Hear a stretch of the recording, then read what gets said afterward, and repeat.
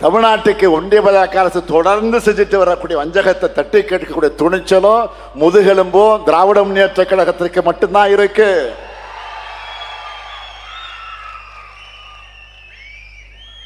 CBI, அமலாக்கத்துறை போன்ற பேரை கேட்டால ஓடி ஓடுகிற கோழைகள் தமிழ்நாட்டோட உரிமைகளை எப்படி காப்பாற்றுவாங்க?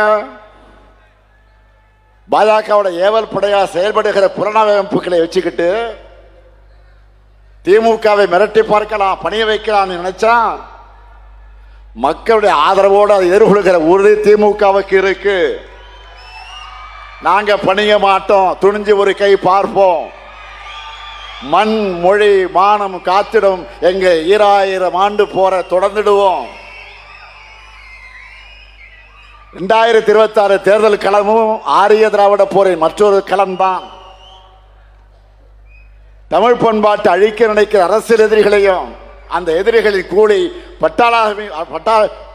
பாட்டாளாகி இருக்கக்கூடிய அடிமைகளை எதிர்கொண்டு வெற்றியை உறுதி செய்யக்கூடிய களம்தான் இந்த களம். பேரறிஞர் அண்ணா பிறந்த அந்த காஞ்சி மண்ணிலிருந்து நான் சொல்லிக்கொள்ள விரும்புவது, கழக உடன்பிறப்புகளே, கூட்டணி தோழர்களே, தோழமை இயக்கத்தவர்களே, உங்கள் பரப்புரையை இன்றே தொடங்குங்க. 5 ஆண்டுகளா நம்ம மக்களுக்கு செஞ்சுட்டு வர நலத்திட்டங்கள் தொடரணும்னா திராவிட மாடல் அரசு தொடரணும். உத்தரப்பிரதேசம் போல, மணிப்பூர் போல தமிழ்நாடு வன்முறை காடாகாம தடுக்கப்படணும். திராவிட மாடல் அரசு தொடர கழகம் 7வது முறையாக ஆட்சி அமைக்க மொழிப்போர் தியாகத்தின் மீது உறுதி எடுப்போம். பேரறிஞரை தந்த அண்ணாவின் காஞ்சியில இருந்து நான் உறுதியாக சொல்லுகிறேன், டெல்லியின் ஆதிக்கத்திற்கு தமிழ்நாடு என்றொக்கும் தலை குனியாது.